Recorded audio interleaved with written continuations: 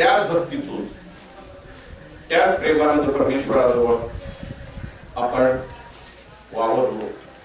त्यांच्या सानिध्यामध्ये भले तुमचा देवाला असेल, देऊळ असेल, मंदिर असेल किंवा ध्यानातून आत्ममंदिर जे आहे, आत्माराम आहे, त्याचं दर्शन घेऊन जरी आळवलं आणि निश्चित भक्तीतून त्या परमेश्वरावर प्रेम केलं तर आनंदाचा ठिकाण आणि तो जगोजगी साथ देतो. तर पुण्य संपादन करण्यासाठी जे हे चातुर्मासातील दिवस आहेत हे अत्यंत महत्वाचे दिवस आहेत. आम्ही तुम्हाला गेल्या वेळेला सांगितलं असेल मी की एक व्रत सांगितलं होतं चातुर्मासासाठी गायत्री मंत्र याचा अनुष्ठान आम्ही कळव्यामध्ये सगळ्या भक्तांना सांगितलं. त्याप्रमाणे काही पुण्यातल्या पण लोकांनी सुरू केलं, चिंचवडमध्ये पण चालू झालं आणि इथूनच्याही लोकांनी काही केलेलं आहे चातुर्मासामधलं गायत्री मंत्राचं अनुष्ठान. आम्ही कळव्यातलं काउंट केलं, आमचा 1 कोटीचा संकल्प आहे. 1.5 महिन्यामध्ये, आता पुढल्या ह्या महिन्यातलं फिगर मला माहिती नाहीये, परंतु सगळ्यांना जे दिलेले व्रत होतं त्याच्यातले त्यांनी दिलेले आकडे, त्यांचे लावलेली नावं आणि बोर्डवरती त्याच्यातून 51 लाख जप होऊन गेलेला आहे. आणि त्यामुळे 1 कोटीचा संकल्प आमचा नक्कीच पुरा 1.5 महिन्यापूर्वी होतं. या महिन्याची काय वेळ झाली असेल ती, आणि हे फक्त कळव्यापुरतेच आम्ही काउंट केले, कळवा ठाणा परिसरात.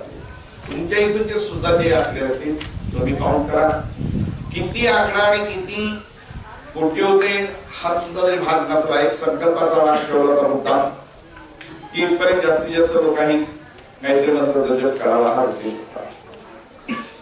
आणि त्याला चांगल्या प्रकारचा प्रतिसाद सगळ्यांनी दिलेला आहे.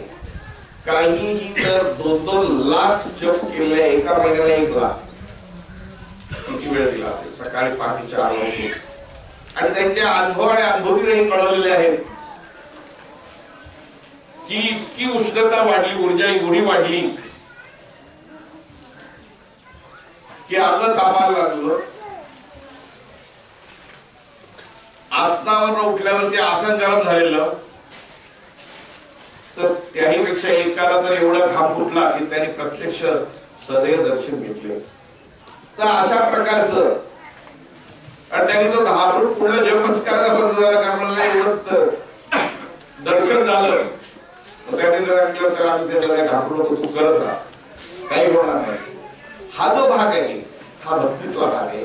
आणि केलं म्हणून मिळालं, केलं म्हणून साध्य झालं, केल्यानं होतं. सत्कर्म नेहमी करत राहू. सत्कर्मयोगे वैधान व्हावी असं म्हटलेलं आहे.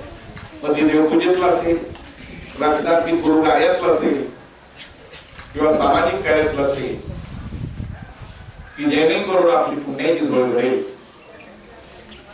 आणि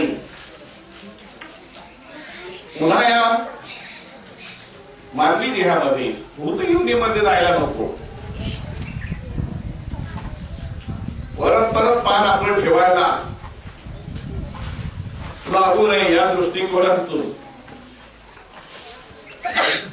जिवंत माणसाने प्रयत्न करायला पाहिजे की पुन्हा जन्म पुन्हा मरण, पुन्हा जन्म पुन्हा मरण, आणि एवढे यातना, शारीरिक मानसिक वेदना ह्या होण्यापेक्षा पुण्य संचालन करून, संपादन करून मुक्ती मिळवणं. आणि त्या मुक्ती मिळवण्यासाठी हे जे मार्ग सद्गुरु देवदास महाराज आपल्याला सांगितलेले आहेत, त्या अनुष्ठान दिलेली आहेत, त्या मार्गाने आम्ही जातोय. ही फार चांगली गोष्ट आहे. प्रत्येक माणूस काय नाही काय ते करतोय आणि ते करत राहिलं पाहिजे की ज्याच्यातून जीवनाचा सोनं होईल. सर उद्याचा दिवस जो उजळणार आहे, आज मित्रांना नमस्कार करून उद्याच्या सूर्योदयाची साधनेसाठी सुरुवात करावी आणि कुलाचाराला आपण महत्व देऊ. कारण घरामध्ये आपण पहिलं आईचा मान, आई वडिलांना नमस्कार करून पुढील कार्य करतो, त्याप्रमाणे उद्या कुलाचाराला सर्वांनी महत्व देऊन आपापल्या घरी कुलाचार करावा आणि अनुष्ठान माता असेल, खंडोबा असेल, जे काही तुमचे देवदैवत आहेत त्याच्या समोर अनुष्ठानावर बसावं आणि तो संचालन करावं. हीच मी तुमच्या सद्गुरू कृपेतून संदेश देतो. आणि आता सत्संग सगळ्यांनी बसून 2 मिनिटं डोळे पडतो आपापल्या चित्रांचं स्मरण करू. चित्राला घाबरू नका. ज्यांच्यामुळे आपण सृष्टी बघितली, ज्या आई वडिलांच्या खात्यावरती वाढलो, प्रेम घेतलं आणि प्रेम दिलं, ते आज आपल्या जरी नसले तरी आणि कदापि विसरणार नाही. या भावनेतून स्मरण करून खऱ्या अर्थानं त्यांना पुष्पांजली वाहूया. जय गुरुदेव. आदेश आदेश आदेश. सत्संग सदा घडो, सद्विचार सदा मनी, सद्गुरु सदा ध्यानी, सच्चिदानंद सद्गुरु श्री रघुनाथ महाराज की जय. सर्वे सुखिनः सन्तु, सर्वे सन्तु निरामया, सर्वे भद्राणि पश्यन्तु मा कश्चित् दुःखमाप्नुयात्.